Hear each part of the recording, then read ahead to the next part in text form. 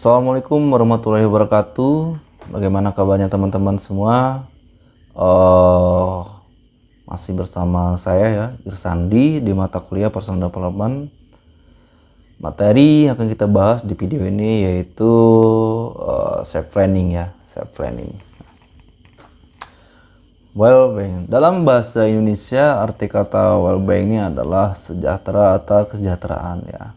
Kata sejahtera berarti aman, sentosa, selamat dan makmur, atau bisa juga diartikan sebagai suatu keadaan yang terlepas dari segala macam gangguan.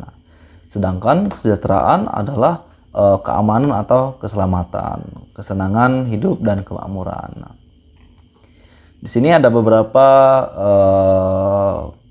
ahli ya mendefinisikan. Sini ada yang pertama ada Harlock ya, mendefinisikan psychological well-being sebagai sebuah kebutuhan untuk memenuhinya ketiga kebahagiaan, yaitu penerimaan, kasih sayang, dan pencapaian. Kemudian ada Husserl juga menjelaskan psychological well-being sebagai kesejahteraan psikologis individu yang memfokuskan pada realisasi diri ya, self realization, pernyataan diri ya, atau personal expressiveness ya, dan aktualisasi diri. Dapat disimpulkan ya, psychological well-being adalah keadaan individu yang menerima diri apa adanya, mampu membentuk hubungan yang hangat dengan orang lain, mampu mengontrol lingkungan eksternal, memiliki arti dalam hidup, serta mampu merealisasikan potensi dirinya secara kontinu. Nah, lalu dimensi psikologi well-being ya, menurut Riff, psychological well-being adalah kemampuan individu untuk menerima dirinya apa adanya maupun kehidupannya di masa lalu, self-acceptance ya. Pengembangan atau pertumbuhan diri ya, personal growth-nya, keyakinan bahwa hidupnya bermakna dan memiliki tujuan, purpose in life. Nah, memiliki kualitas hubungan positif dengan orang lain ya. Kemudian kapasitas untuk mengatur kehidupannya dan lingkungan secara efektif ya, dan memiliki kemandirian dalam menghadapi tekanan sosial, autonomi. Yang pertama itu penerimaan diri ya. Nah, definisikan sebagai karakteristik utama dari kesehatan mental dan karakteristik utama dari individu yang mencapai aktualisasi diri yang berfungsi secara optimal dan dewasa ya. Individu dalam hal ini dapat dipertahankan sikap-sikap positifnya dan sadar akan keterbatasan yang dimiliki. Yang kedua, hubungan positif dengan orang lain ya. Diartikan sebagai kemampuan untuk mencintai, dilihat juga sebagai karakteristik utama dari kesehatan mental. Individu yang mempunyai tingkatan yang baik pada dimensi ini ditandai dengan memiliki hubungan yang hangat, nah, memuaskan dan saling percaya dengan orang lain, serta memahami konsep memberi dan menerima hubungan sesama manusia. Individu ini mampu untuk mengelola hubungan interpersonal secara emosional dan adanya kepercayaan satu sama lain sehingga merasa nyaman. Yang ketiga, otonomi ya. Kemandirian adalah kemampuan melakukan dan mengarahkan perilaku secara sadar dan mempertimbangkan yang mana negatif dan positifnya, sehingga mampu memutuskan dengan tegas dan penuh keyakinan diri. Individu yang memiliki tingkat otonomi yang baik, maka individu tersebut akan mandiri, mampu mengatur perilaku diri sendiri dan mengevaluasi diri sendiri dengan standar pribadi. Lalu yang keempat, penguasaan lingkungan. Nah, kemampuan individu untuk memilih atau menciptakan suatu lingkungan yang sesuai dengan keinginan dan kebutuhannya. Nah, penguasaan lingkungan yang baik dapat dilihat dari sejauh mana individu dapat mengambil keuntungan dari peluang-peluang yang ada di lingkungan. Hal ini sangatlah penting ya pada kehidupan eksternal tiap individu, di mana faktor eksternal adalah suatu hal yang dapat berubah sebagai aspek kehidupan individu. Yang kelima, tujuan hidup. Nah, keyakinan yang memberikan satu perasaan dan pemahaman yang jelas tentang tujuan dan arti kehidupan. Individu yang memiliki tujuan hidup yang baik akan memiliki target dan cita-cita dalam hidupnya, serta merasa bahwa kehidupannya saat ini dan masa lalu adalah bermakna. Oleh sebab itu, seseorang yang telah bisa berfungsi secara positif akan memiliki tujuan, yang mana semua hal tersebut akan mengarah pada hidup yang bermakna pada pencapaian mimpi-mimpi yang diharapkan tiap individu dalam masa depannya.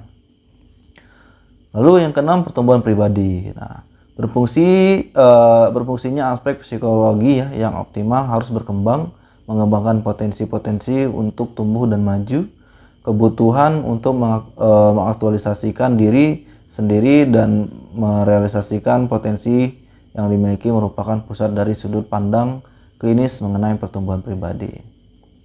Faktor-faktor yang mempengaruhi psikologi well-being ya. Yang pertama, melalui penelitian yang dilakukan oleh menemukan faktor-faktor demografis seperti usia, jenis kelamin, status sosial ekonomi dan budaya mempengaruhi perkembangan psikologi well-being seseorang.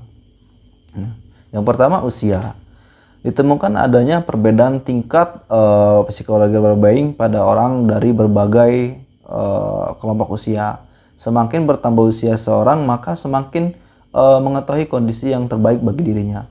Individu tersebut semakin dapat mengatur lingkungannya menjadi yang lebih baik sesuai dengan keadaan dirinya.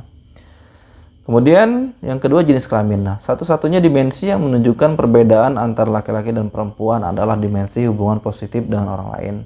Sejak kecil, anak laki-laki digambarkan sebagai sosok yang agresif dan mandiri, dan perempuan digambarkan sebagai sosok yang pasif dan tergantung serta sensitif terhadap perasaan orang lain.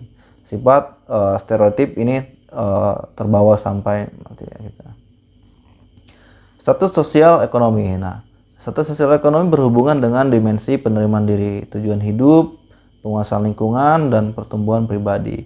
Individu yang memiliki status sosial ekonomi yang rendah cenderung membandingkan dirinya dengan orang lain yang memiliki status sosial ekonomi yang lebih baik.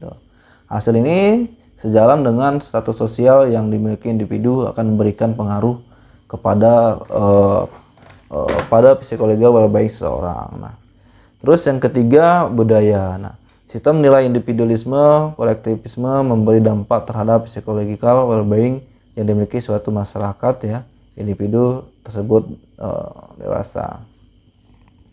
Konsep well-being, happiness atau kebahagiaan bisa digunakan pada kehidupan sehari-hari yang mengacu pada keadaan sementara seseorang. Biasanya menggambarkan rasa kepuasan ya. Jadi misal istilah kamu terlihat bahagia hari ini ya, aku turut berbahagia itu kalimat.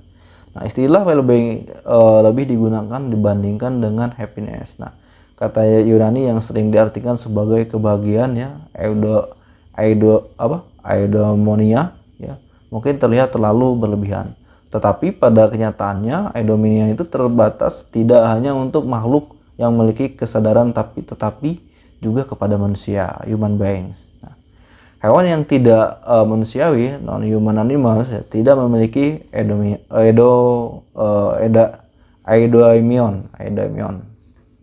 Hal ini karena eudaimonia ini memberikan kesan bahwa dewa atau peruntungan memiliki satu hal yang disukai oleh dan ide tentang dewa-dewa yang peduli dengan makhluk bukan manusia tidak terpikir oleh bangsa Yunani pada saat itu. Kesimpulannya ya teman-teman, dapat disimpulkan bahwa psikologi well-being adalah keadaan individu yang menerima diri apa adanya, mampu membentuk hubungan yang hangat dengan orang lain,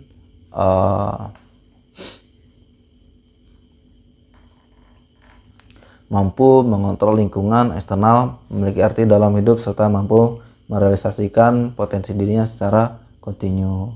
Menurut Rip ya, psikologi well-being adalah kemampuan individu untuk menerima dirinya apa adanya maupun kehidupan di masa lalu.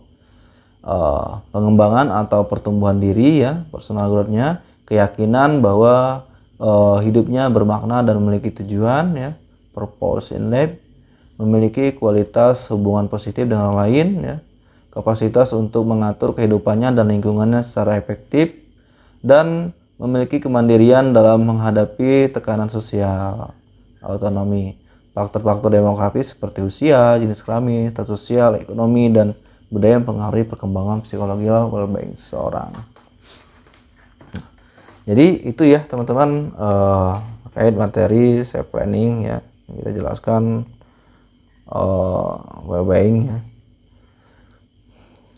Mungkin sampai di sini materi kali ini. Kita akan bahas materi lainnya di video-video yang akan datang. Saya akhiri. Assalamualaikum warahmatullahi wabarakatuh dan terima kasih. Thank you.